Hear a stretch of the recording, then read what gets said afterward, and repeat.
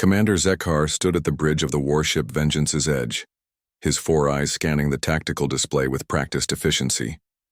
The Krillian Empire had been at war with these peculiar bipedal creatures called humans for 3 solar cycles now, and what should have been a swift conquest had turned into a grinding stalemate. The humans were unlike any species the Krillians had encountered.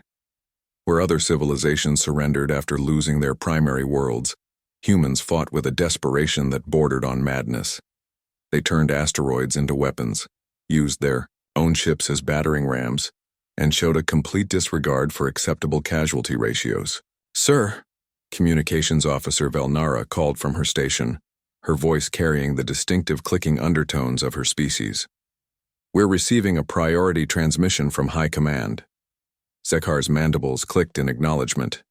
The holographic display materialized before him, revealing the imposing figure of War Marshal Thexnor, whose scarred carapace spoke of countless battles across the galaxy. "Commander," the Marshal's voice resonated through the bridge. "Intelligence has intercepted human communications, suggesting they're preparing a major offensive in the Kepler sector. You are to infiltrate their forward operating base on the 3rd planet of that system. We need intelligence on their weapons capabilities and strategic planning."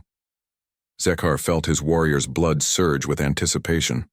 After months of fleet engagements, the prospect of ground operations excited him. "Understood, Marshal. What are my operational parameters?" "Deep infiltration. You'll be inserted via stealth pod and must maintain radio silence for the duration. Our xenobiology department has prepared genetic modifications that will allow you to pass as human at a distance, though close inspection would reveal the deception." The commander nodded, his tactical mind already processing the mission details. Humans were remarkably similar to Krillians in basic physiology, despite their soft skin and lack of natural armor plating. The main differences lay in their single pair of eyes, absence of mandibles, and their strange habit of growing fur only on specific parts of their bodies. Within 6 hours, Zekhar found himself in the modification chamber. The Krillian science cast had made remarkable advances in temporary genetic alteration, though the process was far from comfortable. His excess eyes sealed shut, his mandibles retracted beneath synthetic skin, and his natural gray-green carapace took on the pinkish hue typical of humans. The stealth pod launched under cover of a meteor shower, its trajectory calculated to avoid human sensor nets. As Zekhar drifted toward the planet's surface, he reviewed everything their intelligence had gathered about human behavior. They were a social species, often gathering in large groups for no apparent tactical advantage. They engaged in numerous seemingly pointless activities that served no military or reproductive purpose. Most puzzling of all, they appeared to derive pleasure from consuming various substances that provided no obvious nutritional benefit. The landing was flawless, the pod's impact dampened by the planet's dense forest canopy. Zekhar emerged into the alien environment, his modified senses taking in the strange smells and sounds of this human world. The gravity was slightly lighter than his homeworld, giving him an odd sensation of buoyancy as he moved through the undergrowth. Following his pre-mission briefing, he made his way toward the human settlement designated as Target Alpha. Intelligence suggested this was a supply depot and rest area for human forces, making it an ideal location for gathering information without triggering high-level security protocols.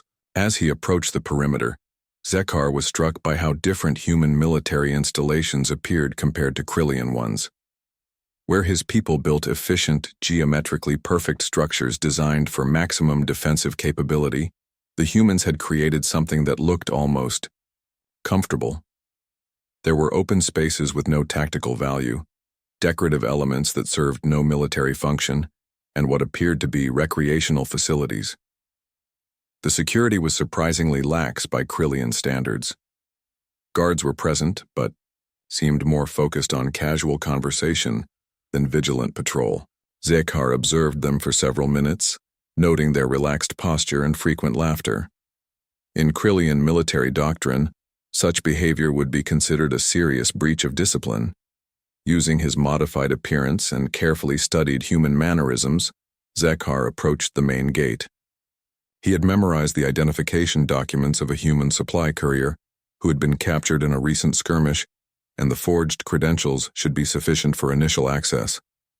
"Hey there," the guard called out in the strange tonal language humans used. "First time at Firebase, Charlie?" Zekhar nodded, trying to mimic the facial expressions he had seen in captured footage. "Supply run from the outer colonies. Long trip." The guard's expression shifted to what Zekhar recognized as sympathy. "Man, those deep space runs are brutal. You must be exhausted. Head to the mess hall and get something to eat before you check in with logistics. Trust me, Chef Martinez has been working magic with the ration packs lately." The concept of eating for pleasure rather than pure sustenance was one of the most alien aspects of human behavior that Krillian intelligence had noted. Food was fuel, nothing more. The idea that its preparation could be considered an art form or that consumption could be a social activity baffled most Krillian analysts. Nevertheless, Zekhar recognized this as an opportunity to blend in and potentially gather intelligence from informal conversations. He made his way to the indicated building, following the stream of off-duty personnel who seemed genuinely excited about their upcoming meal. The mess hall was a revelation in human inefficiency. Tables were arranged to facilitate conversation rather than optimal space utilization. Decorative elements adorned the walls, serving no functional purpose. Most shocking of all, personnel were laughing, joking, and engaging in animated discussions that had nothing to do with military objectives. Zekhar joined the line of soldiers waiting to receive their food allocation. The human in front of him, a young female with the rank insignia of a lieutenant, turned and smiled. "You look new," she said, her tone friendly rather than interrogational. "I'm Sarah Chen, attached to the 3rd Engineering Battalion. You?" "Marcus Webb," Zekhar replied, using his cover identity. "Supply courier." "Oh wow, you guys are the real heroes," Sarah said with apparent sincerity. "Keeping us fed and equipped out here in the middle of nowhere. Have you tried the food here yet?" Before Zekhar could respond, they reached the serving counter. A portly human wearing a stained apron grinned at them from behind an array of steaming containers. The smells emanating from the food preparation area were unlike anything in Zekhar's experience. Complex, layered, and somehow appealing despite their unfamiliarity. "What'll it be, folks?" the cook asked cheerfully. "Got some real nice beef stew today, made it with actual vegetables from the hydroponic gardens. Or if you're feeling adventurous, I've been experimenting with a curry dish that'll knock your socks off." Zekhar stared at the various options, his modified digestive system already responding to the unfamiliar aromas in ways that surprised him. The infiltration mission was about to take an unexpected turn. Zekhar found himself staring at the array of food options with growing confusion. In Krillian military operations, sustenance came in the form of standardized nutritional cubes, each containing precisely calculated proteins, carbohydrates, and essential minerals. The concept of choice in food consumption was entirely foreign to him. "First time seeing Martinez's spread?" Sarah laughed, noticing his hesitation. "I had the same reaction when I got here. Back on Earth, military food was pretty terrible, but out here Chef Martinez treats cooking like it's his personal mission to keep our spirits up." The cook, presumably Martinez, beamed at the compliment. 20 years in the service, and I've learned that a well-fed soldier is a happy soldier, and a happy soldier fights better." He gestured toward the steaming containers. "The stew's got real beef in it, not that synthetic stuff. Potatoes, carrots, onions, all grown right here in our hydroponic bays." Zekhar's tactical training kicked in. Food production on a military installation represented a significant logistical undertaking. The fact that humans dedicated resources to growing what appeared to be decorative plants alongside their nutritional requirements suggested either gross inefficiency or some deeper strategic purpose he didn't understand. "I'll try the stew," he said, mimicking what he had observed other humans doing. Martinez ladled a generous portion into a bowl, the rich brown liquid steaming with an aroma that made Zekhar's modified salivary glands activate involuntarily. This was concerning. His body was responding to human food in ways that the modification process hadn't prepared him for. Sarah guided him to a nearby table where several other soldiers were already seated, engaged in animated conversation about topics that seemed completely unrelated to military operations. They were discussing something called movies and debating the merits of various entertainments they had experienced before their deployment. "So, Marcus," said a grizzled sergeant with graying hair, "what's the news from the outer colonies?" "We've been out here for 6 months without any real updates from home." Zekhar carefully constructed his response based on intelligence briefings. "Things are tough all over. Supply lines are stretched thin, but morale seems good. People are adapting." "Adapting," repeated a corporal with a bitter laugh. "That's one way to put it. My family's been relocated 3 times since this war started. Each time they find a way to make the new place feel like home, though. Humans are good at that, I guess." This casual discussion of civilian displacement struck Zekhar as odd. In Krillian warfare, civilian populations were either conquered and incorporated into the Empire or eliminated as a strategic necessity. The idea that enemy civilians would be relocated rather than processed seemed inefficient. "Try the food, man," Sarah encouraged, gesturing toward his untouched bowl. "It's getting cold." Zekhar lifted the spoon, noting its primitive construction compared to Krillian feeding implements. The first taste hit his modified tongue with an explosion of sensations he had never experienced. The liquid was warm, but not uniformly so. There were variations in temperature that created different flavor profiles as it moved through his mouth. The chunks of meat were tender, dissolving into complex protein chains that his taste receptors interpreted as somehow pleasant. His eyes widened involuntarily, and he quickly took another spoonful. The vegetables added different textures and flavors, some sweet, some earthy, all combining into a harmonious whole that made his digestive system respond with what he could only describe as satisfaction. "Good, right?" Martinez called from behind the serving counter, having noticed Zekhar's reaction. "The secret is the herbs. Got a little garden going in Hydroponics Bay C where I grow basil, thyme, rosemary. Makes all the difference. This is..." Zekhar struggled to find words in human language for what he was experiencing. "This is extraordinary." The soldiers around the table laughed good-naturedly. "Wait until you try his apple pie," said the sergeant. "Made with real earth apples, from the seed bank. I swear that man could make a gourmet meal out of space rations if you gave him enough creativity." Zekhar continued eating, each spoonful revealing new layers of complexity. The more he consumed, the more his body seemed to crave the experience. This wasn't just nutritional intake, it was something approaching what humans might call pleasure. "You know," Sarah said thoughtfully, "food's become really important to us out here. Not just the eating, but the whole ritual around it. Gathering together, talking, sharing stories.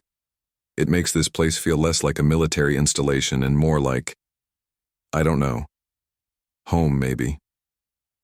The concept troubled Zekhar on multiple levels. Krillian military efficiency doctrine emphasized the elimination of unnecessary social bonding activities. Soldiers who became too attached to their unit members often made poor tactical decisions, prioritizing individual lives over mission objectives. Yet here were human soldiers openly discussing emotional connections as though they were strategically valuable.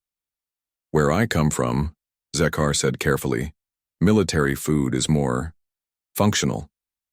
"Oh man, you must be from one of those outer rim colonies with the old-school military traditions," the corporal said sympathetically. "Yeah, my dad served in those units before the war.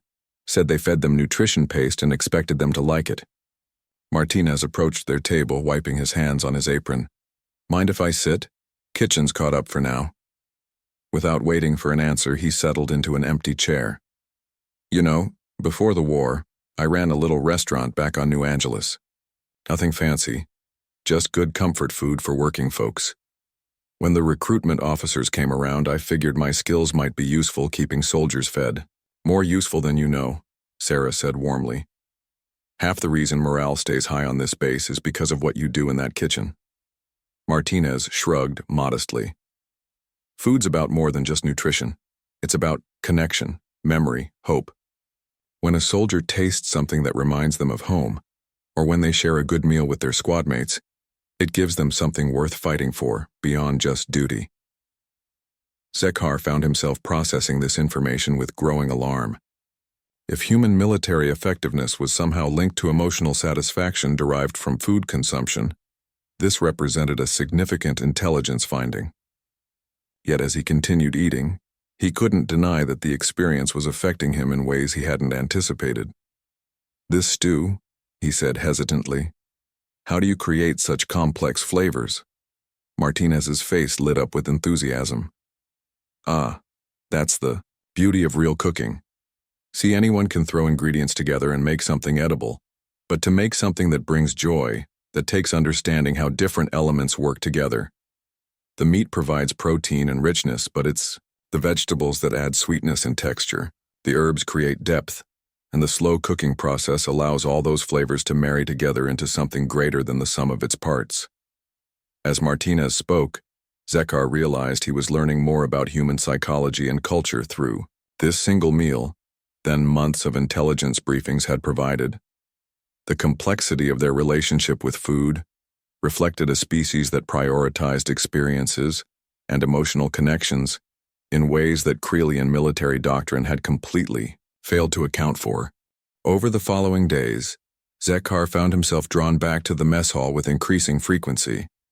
His original mission parameters called for gathering intelligence on human weapons and tactical capabilities, but he discovered that the social dynamics around food consumption provided insights into human psychology that traditional surveillance methods never could have revealed.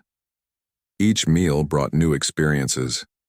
Martinez seemed to take personal pride in creating variety, often experimenting with different combinations of ingredients and cooking methods. The humans responded to these culinary innovations with enthusiasm that bordered on the religious. They would discuss flavors and textures with the same intensity that Crelian warriors devoted to weapon specifications. "Today's special is something I'm calling frontier fusion," Martinez announced during what humans called lunch. "Took some traditional earth comfort food concepts and adapted them using local ingredients we've been able to cultivate." Zekar accepted his portion with curiosity that had replaced his initial confusion. The dish appeared to be some form of grain combined with protein and vegetables, but the aroma suggested complexity far beyond its simple appearance. The first bite revealed layers of flavor that his modified taste buds were learning to appreciate. There was heat, not the burning sensation of chemical irritation, but a warmth that seemed to enhance rather than overpower the other elements. Sweet notes balanced against savory ones, and textures that ranged from tender to slightly crisp created an almost musical progression as he chewed. "The grain is a hybrid we developed from earth rice and a local plant that grows well in the atmospheric processors," Martinez explained, noting Zekhar's concentrated attention to the food. "The protein comes from those rabbit analogs in habitat, Dome 7, and the vegetables are a mix of earth transplants and indigenous varieties that turned out to be surprisingly compatible with human digestive systems." Lieutenant Chen, who had become a regular at their informal dining group, looked up from her own meal with interest. "Indigenous plants? I thought xenobiology cleared everything as potentially toxic." "Most of it is," Martinez replied. "But there are a few species that not only turned out to be safe, but actually provide some interesting nutritional benefits. That purple root vegetable you're tasting? It's got compounds that help with stress response and mental clarity. Found that out by accident when some of the agricultural team started incorporating it into their diet." Zekar found this information strategically significant. Humans were not only adapting to alien environments with remarkable efficiency, but they were doing so in ways that improved their combat effectiveness. The fact that they discovered these benefits through culinary experimentation rather than formal scientific analysis suggested an approach to adaptation that Crelian military doctrine had never anticipated. "How long did it take to develop these hybrid crops?" he asked, trying to maintain his cover while gathering intelligence. "About 8 months of trial and error," Martinez said. "The agricultural specialists handle the scientific stuff, but they bring me samples to test for palatability. No point growing something nutritious if nobody wants to eat it, right?" This casual integration of scientific research with practical application impressed Zekar despite himself. Crelian military operations maintained strict hierarchical divisions between research, production, and consumption. The idea that a food preparation specialist could contribute to agricultural development seemed chaotic, yet the results were undeniably effective. "You know what I miss most about Earth?" said Corporal Davis, a communications specialist who had joined their table. "My grandmother's apple pie. She had this recipe that had been in our family for generations. Used real butter, real sugar, real apples from the orchard behind her house." "I've been working on something along those lines," Martinez said with a conspiratorial grin. "The apple trees in the botanical section are finally producing fruit, and I managed to trade some favors with the chemistry lab for ingredients that approximate butter and sugar. Not ready yet, but maybe by next month." Sarah's face lit up with anticipation. "Really, you're making actual pie?" "Planning to," Martinez confirmed. "Figured it might be a nice morale boost. Nothing fancy, just a taste of home for folks who are a long way from everything familiar." Zekhar observed the emotional responses this announcement generated around the table. Facial expressions shifted to what his briefings had identified as happiness, nostalgia, and anticipation. These soldiers, thousands of light years from their homeworld and engaged in active warfare, were experiencing genuine joy at the prospect of consuming a specific food item that held cultural significance. In Krillian military psychology, attachment to homeworld traditions was considered a weakness that interfered with operational effectiveness. Yet these humans seemed to derive strength from such connections, using them as motivation rather than distraction. "My family had a tradition," Zekhar found himself saying, then stopped abruptly. He had been about to share a memory from his actual childhood on Krillia Prime, where ceremonial consumption of specific foods marked important life transitions. The thought had emerged unbidden, triggered by the humans' discussion of food-related memories. "Yeah?" Sarah encouraged gently. "What kind of tradition?" Zekhar quickly constructed a plausible human story. "Special meals for important occasions. My mother would spend days preparing dishes that had been passed down through generations. The preparation was as important as the consumption. It brought the family together, created bonds." This improvised story was closer to truth than he intended. Krillian hatchling ceremonies did involve specific nutritional elements that were consumed in ritualistic fashion, though the purpose was biological rather than social. Yet as he spoke, he found himself remembering the satisfaction of those occasions, the sense of connection to something larger than individual existence. "That's beautiful," Martinez said softly. "Food as a bridge between past and present, between individual and community. That's what I try to create here on a smaller scale. Every meal is an opportunity to reinforce the bonds that keep us strong." The conversation continued, but Zekhar found his attention drifting to internal analysis of his own responses. The modifications to his physiology had been intended to allow him to consume human food safely, but they were creating psychological effects that hadn't been anticipated. Each meal was becoming not just a mission requirement, but something he actively anticipated.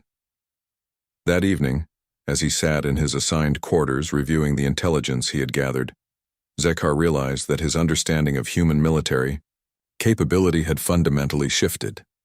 Their strength didn't come from superior weapons or tactical doctrine. It came from their ability to maintain morale and unit cohesion under adverse conditions through what seemed like inefficient but psychologically effective practices. The implications were troubling. Krillian strategy assumed that prolonged warfare would break human resistance through attrition and demoralization. But if humans could maintain fighting spirit through simple pleasure activities like shared meals, the war might last far longer than anyone had calculated. More troubling still was his growing appreciation for the human approach. As he prepared his evening report for transmission to Krillian Command, he found himself reluctant to include certain details about human psychological resilience. The information was strategically valuable, but something about the trust his tablemates had shown him made revealing their vulnerabilities feel like a betrayal. This emotional response was entirely outside his training parameters.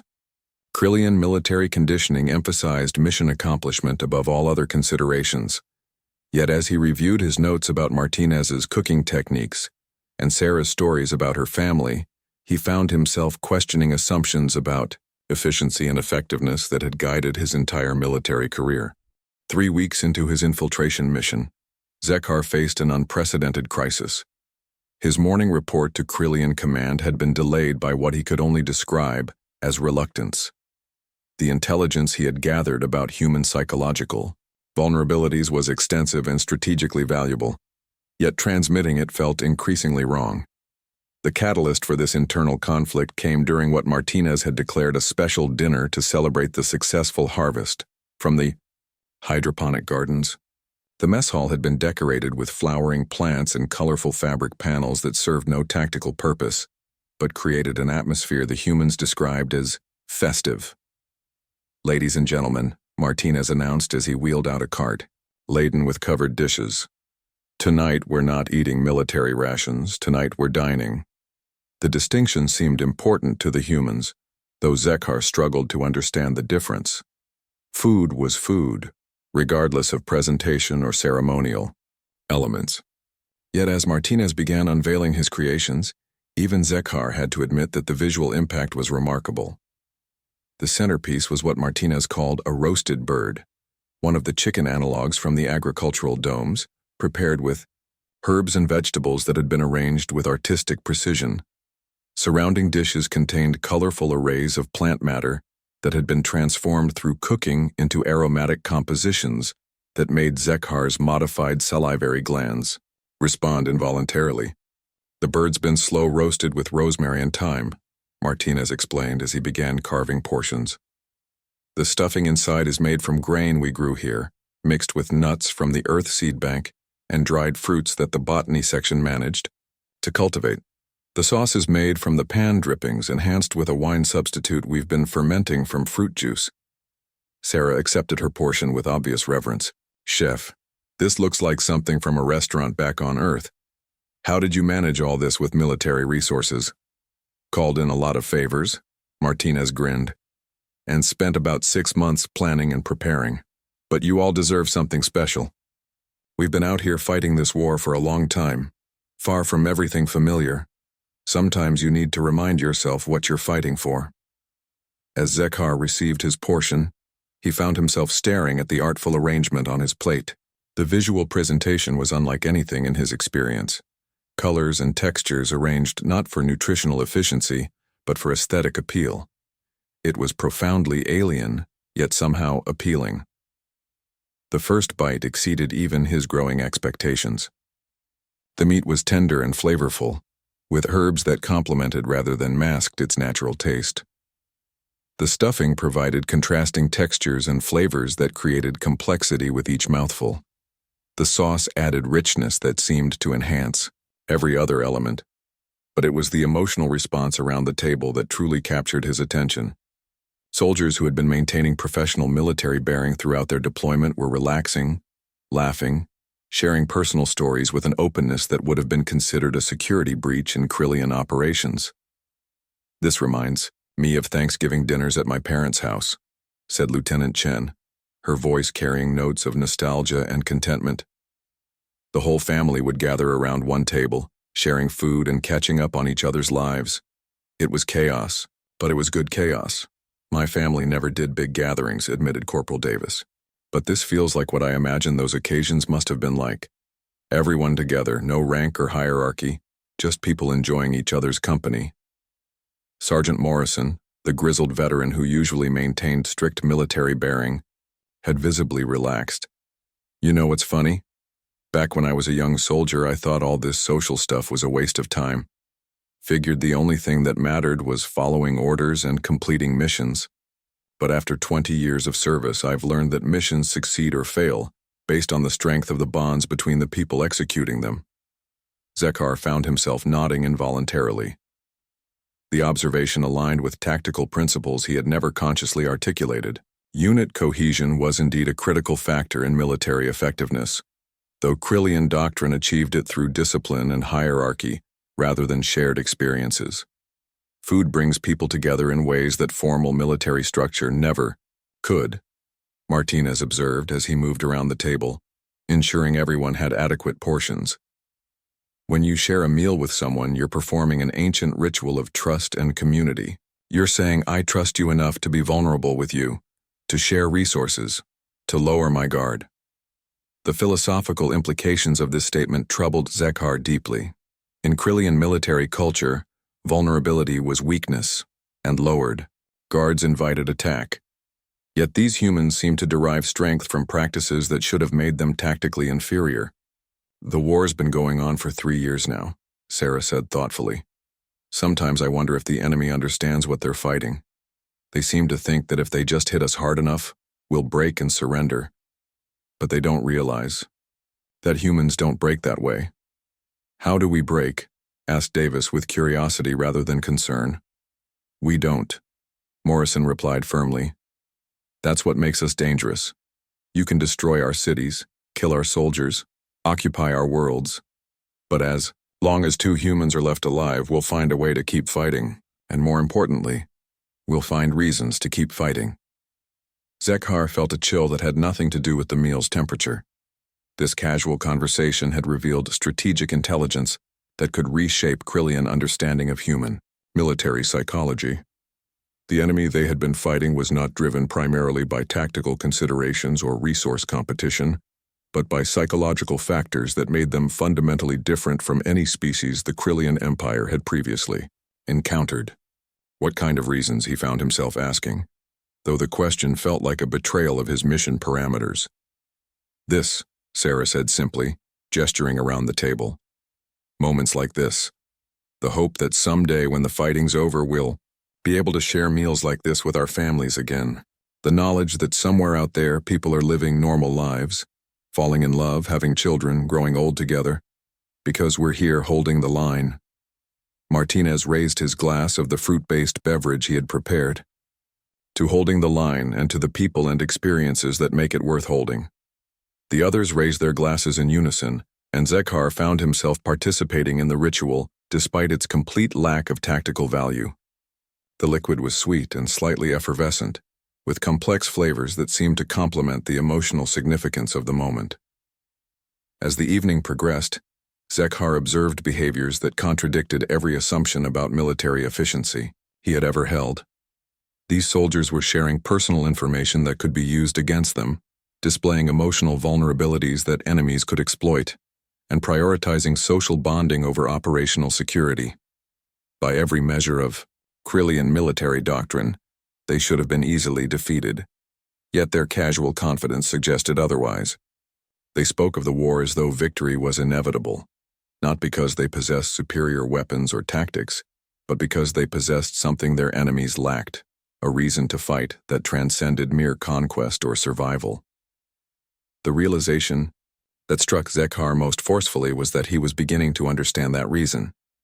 The pleasure he derived from Martinez's cooking, the satisfaction of Sarah's friendship, the simple joy of participating in their social rituals. These experiences were creating emotional connections he had never anticipated.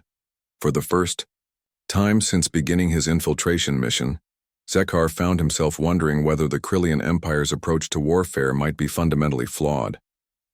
The crisis came during what should have been a routine intelligence transmission to Krillian Command. Zekhar sat in his quarters, staring at the coded report he had prepared, unable to activate the transmission sequence. The document contained detailed analysis of human psychological vulnerabilities, tactical assessments of their base defenses, and strategic recommendations for exploiting their emotional attachments to maximize casualties and demoralize survivors. 3 days had passed since Martinez's special dinner, and Zekhar found his thoughts constantly returning to the conversations around that table. The casual trust his tablemates had shown him, their willingness to share personal stories and emotional vulnerabilities, had created a conflict between his mission parameters and something he could only identify as conscience. A soft chime from his communication device indicated an incoming priority message from Krillian Command. War Marshal Thexnor's image materialized in holographic form, his scarred features displaying the controlled aggression that had made him the Empire's most feared military leader. Commander Zekhar, the Marshal's voice carried undertones of impatience. Your intelligence reports have become increasingly infrequent and lacking in tactical specificity. Explain your operational status. Zekar straightened to attention, his military conditioning overriding his recent emotional confusion. Marshal, I have been gathering detailed intelligence on human military psychology and tactical capabilities. The information is complex and requires careful analysis. The complexity of human behavior is irrelevant, Thexnor replied coldly. We require targeting data for strategic strikes and psychological warfare operations. Your mission parameters were clear: identify weaknesses that can be exploited to break human resistance. Yes, Marshal, but my observations suggest that human psychological resilience operates through mechanisms that our previous assessments failed to account for. Their strength derives from social bonds and shared experiences that— Commander, the Marshal interrupted, you are beginning to sound sympathetic to the enemy. This is concerning. Report immediately. What tactical vulnerabilities have you identified in their base operations? Zekar felt his throat constrict as he considered the question. He had indeed identified numerous vulnerabilities: the mess hall where soldiers gathered in large groups at predictable times, the recreational facilities where they lowered their guard, the agricultural domes that supplied both food and psychological comfort. A single targeted strike could eliminate dozens of personnel and destroy the social infrastructure that maintained morale. But as he began to formulate his response, images flashed through his mind. Martinez's pride as he presented his culinary creations, Sarah's laughter as she shared stories about her family, Morrison's gruff but genuine care for his subordinates. These were not abstract enemy targets. They were individuals he had come to know and, against all training, respect. The base maintains standard defensive protocols, he said carefully. Personnel follow predictable routines, but their security measures are adequate for the current threat level. Marshal Thexnor's eyes narrowed. Adequate? Commander, your psychological profile indicates exceptional tactical analysis capabilities. Adequate is not the level of detail expected from an officer of your rank. Before Zekar could respond, his quarters door chimed with an incoming visitor. He quickly terminated the communication and activated his human disguise protocols. Sarah Chen stood in the corridor, holding a covered plate and wearing the expression humans associated with friendly concern. Hey, Marcus, she said as he opened the door. You missed dinner tonight and Martinez was worried you might be getting sick. He sent me over with a plate. The gesture of kindness struck Zekar with unexpected force. In Krillian military culture, individual welfare was subordinated to unit efficiency. The idea that someone would notice his absence and take personal action to address it was profoundly alien. That's very thoughtful, he managed to say. I was dealing with some communications issues with my home office. Sarah entered his quarters without invitation, a casual familiarity that would have been unthinkable between Krillian soldiers of different ranks. She set the plate on his small table and removed the covering, revealing another of Martinez's artistic food compositions. Mushroom risotto tonight, she explained. He found these fungal specimens in the forest that turned out to be not only edible but really flavorful. The agricultural team is trying to figure out how to cultivate them. The aroma rising from the dish was complex and appealing, with earthy undertones that his modified senses found increasingly familiar and comforting. Zekar realized that his body had begun to anticipate and crave these culinary experiences in ways that went far beyond nutritional requirements. You've seemed distracted lately, Sarah observed, settling into the room's only chair with the casual ease that characterized human social interactions. Everything okay back home? The question created another moment of internal conflict. His home was currently a Krillian warship in deep space, where his absence had likely been noted and his eventual return was expected to include detailed intelligence that would facilitate the destruction of everyone on this base. Yet sitting in this small room with Sarah's genuine concern and Martinez's carefully prepared food, this human outpost felt more like home than anywhere he had been in years. Family complications, he said, which was not entirely untrue.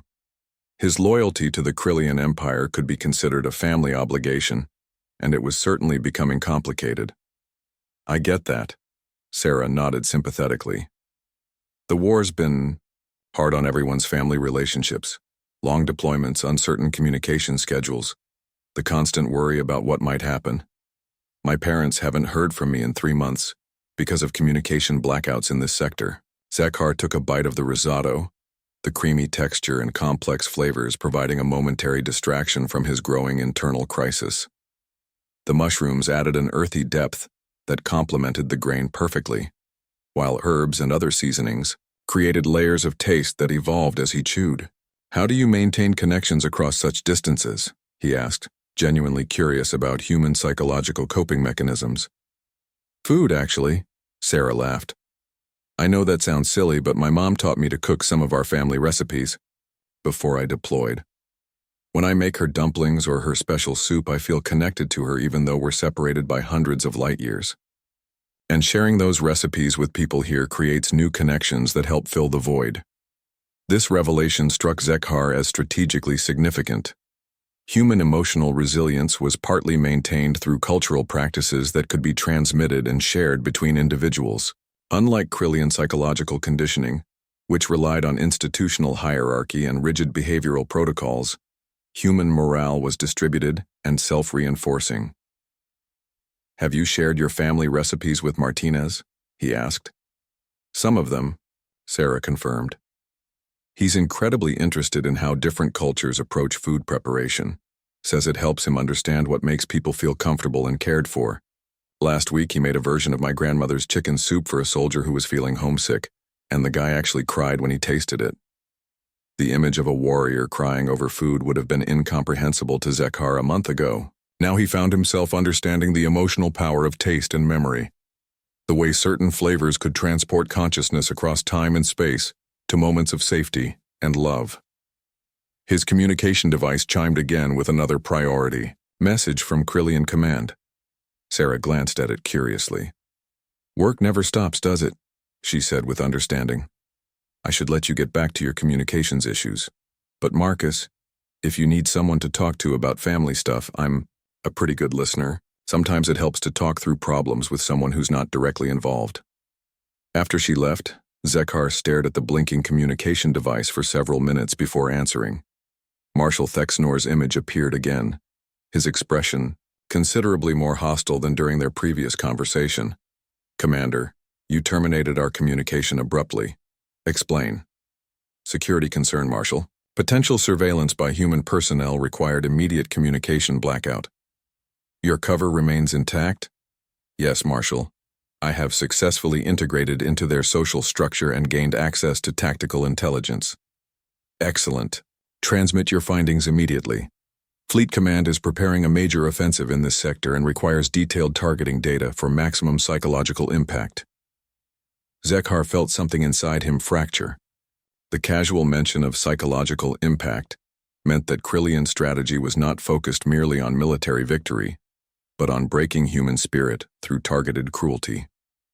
They would use his intelligence to identify not just military targets, but the social bonds and emotional supports that kept human resistance functioning. "Marshal, my observations suggest that direct assault may not be the most effective approach against human forces. Their psychological resilience operates through distributed networks that are difficult to disrupt through conventional targeting." "Commander, your mission is to provide targeting intelligence, not strategic assessment. Transmit your data now." The order was direct and unambiguous. Refusing would constitute insubordination and treason, crimes punishable by execution in Krillian military law. Yet as Zekhar looked at the partially consumed risotto Sarah had brought him, he realized that something fundamental had changed in his understanding of duty and loyalty. "Marshal, I require additional time to compile comprehensive intelligence. The human base operations are more complex than initially assessed." "You have 24 hours, Commander. After that, we will assume your cover has been compromised and take appropriate action." The threat was clear. If he failed to transmit intelligence within the specified time frame, Krillian Command would assume he had been captured or turned, and would likely implement immediate military action to prevent intelligence leakage. Everyone on the base would die, regardless of his cooperation. As the communication ended, Zekhar sat in his quarters facing an impossible choice. Completing his mission would betray people who had shown him kindness and trust. Refusing his mission would result in their deaths anyway, along with his own execution for treason. The only remaining option was one that would have been unthinkable when he first landed on this planet: warning the humans about the impending attack and helping them prepare a defense that might save their lives. The next morning found Zekar standing outside the base commander's office, his mind clear for the first time since beginning his infiltration mission. The choice between duty to the Krillian Empire and loyalty to the humans who had unknowingly welcomed him was no longer a choice at all. The friendships he had formed, the pleasures he had discovered, and the understanding he had gained of human nature had fundamentally altered his priorities. Commander Rebecca Torres was a seasoned officer whose reputation for tactical brilliance was known even to Krillian intelligence. As Zekar entered her office, he noted the personal touches that would have been forbidden in Krillian military installations: photographs of family members, a small plant growing in a decorative pot, and books that appeared to be for recreational, rather than tactical reading. "Courier web," she said, looking up from her tactical displays. "What can I do for you?" Zekar had rehearsed this moment throughout the sleepless night. But now that it arrived, the magnitude of what he was about to do struck him with full force. He was not merely betraying his military oath, but abandoning his entire species' conception of duty and honor. "Commander, I have information about an imminent attack on this base.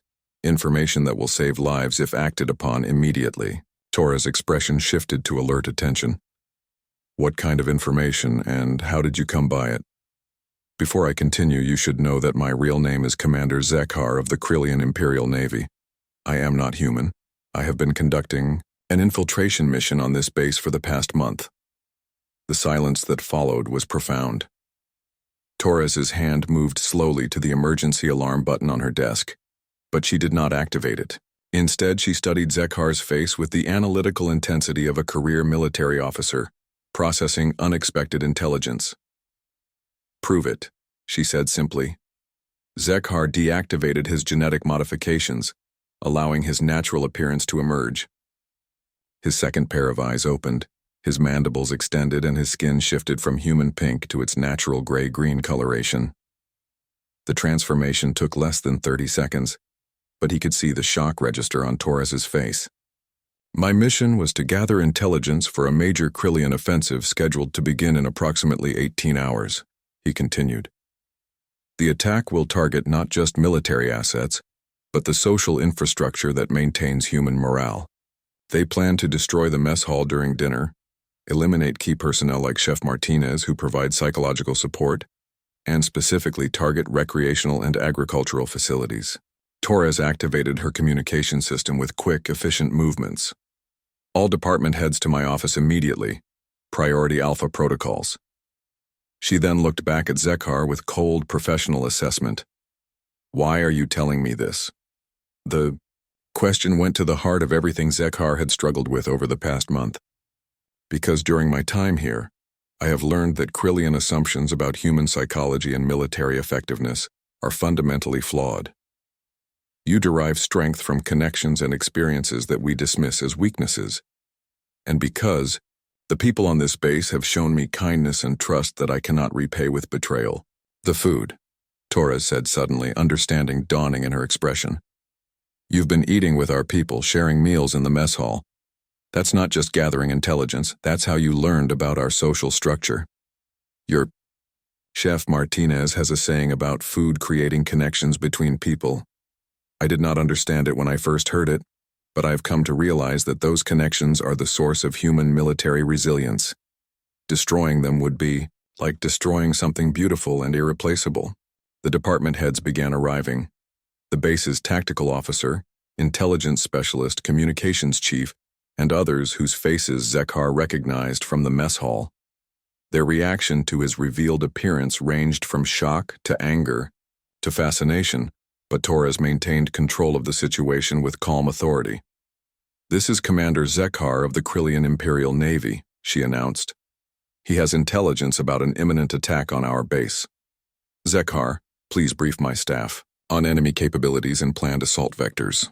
For the next hour, Zekar provided detailed information about Krillian military doctrine, fleet composition, and the specific targeting priorities for the upcoming attack.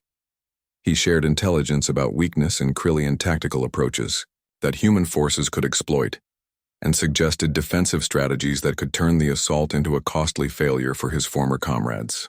Their primary advantage is technological superiority in ship-to-ship combat, he explained, but their ground forces rely heavily on intimidation and psychological warfare. They expect human resistance to collapse once key morale factors are eliminated. If you can maintain unit cohesion and fighting spirit despite their initial strikes, their tactical doctrine has no provisions for prolonged ground combat. The intelligence officer, Major Chen, Sarah's older sister Zekhar realized with surprise, asked the crucial question, "How do we know this isn't an elaborate deception? How do we know you're not feeding us false intelligence to make our defenses less effective?" "You don't," Zekhar admitted. "But consider this. If I wanted to sabotage your defenses, I could have done so over the past month through subtle manipulation. The fact that I am revealing myself and providing specific tactical intelligence suggests genuine intent to help rather than harm." Torres studied the tactical projections they had developed based on his intelligence. "If your information is accurate, we can prepare defenses that will not only repel this attack, but inflict significant casualties on Krillian forces. That level of failure might cause them to reconsider their strategic approach to this entire sector." "There is something else," Zekhar said quietly.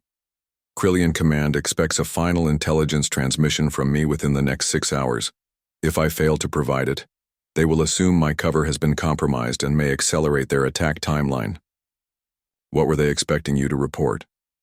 "Targeting data for the mess hall during peak dining hours, personnel schedules for key individuals like Martinez, and assessments of civilian contractor vulnerabilities that could be exploited for psychological warfare." The room fell silent as the implications became clear. The Krillian strategy was not just military conquest, but the systematic destruction of everything that made human resistance psychologically sustainable. "I have a proposal," Torres said after several minutes of consideration. "You transmit false intelligence that misdirects their targeting priorities while we prepare defenses based on your real intelligence. After the attack fails, you request asylum with our forces. And if you decide I cannot be trusted?" Zekhar asked. "Then you'll be detained as a prisoner of war," Torres replied honestly. "But given what you've risked to warn us, I believe your conversion is genuine." As the meeting concluded and the base began implementing emergency defensive protocols, Zekhar found himself reflecting on the transformation he had undergone. The Krillian Empire had sent him to gather intelligence about human weaknesses, but instead he had discovered human strengths that had changed his fundamental understanding of what made life worth living. That evening, as the base prepared for battle, Martinez still served dinner in the mess hall. The portions were larger than usual, and the conversation centered on appreciation for simple pleasures and shared experiences. Zekhar, still maintaining his human appearance, sat with his usual companions and savored what might be their last meal together. "You know," Sarah said thoughtfully, "whatever happens tomorrow, I'm grateful for moments like this. Good food, good friends, and the knowledge that we're fighting for something worth preserving." Zekhar nodded, understanding finally and completely what she meant. The pleasure of human food had been his introduction to a way of life that valued connection, beauty, and joy alongside duty and survival. It was a way of life worth defending, even against his own species. When the Krillian attack came the next day, it failed catastrophically. Forewarned and prepared, the human defenders turned what should have been a surprise assault into a tactical disaster that cost the Krillian fleet nearly half its ships. More importantly, the failure forced Krillian Command to reconsider their assumptions about human psychology and military capability. Zekhar's defection became a turning point in the war, not just because of the intelligence he provided, but because of what his transformation represented. The Krillian Empire had inadvertently proved that their enemies possessed something more powerful than superior weapons or tactics. They possessed a way of life so appealing that it could convert even their most dedicated opponents. In the years that followed, as more Krillian personnel were exposed to human culture through various diplomatic and military exchanges, Similar conversions became increasingly common. The war eventually ended not through conquest, but through a gradual recognition that human society offered possibilities for fulfillment and meaning that Krillian military culture had never imagined. And in the mess halls of human bases throughout the galaxy, former Krillian officers like Zekhar continued to discover the simple but profound pleasure of sharing good food with friends, one meal at a time.